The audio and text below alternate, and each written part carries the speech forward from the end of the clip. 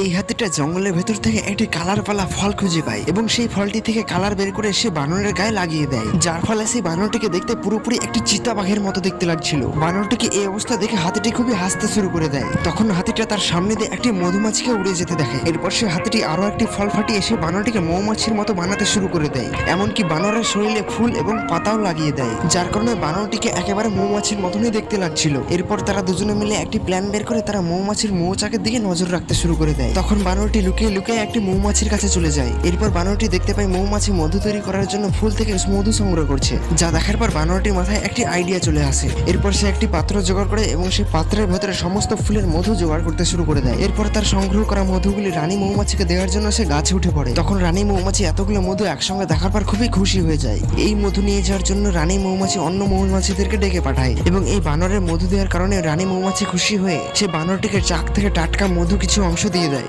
যার অর্ধেকটা সে হাতিকে দিয়ে দেয় এবং বাকিটা সে নিজেই খেয়ে।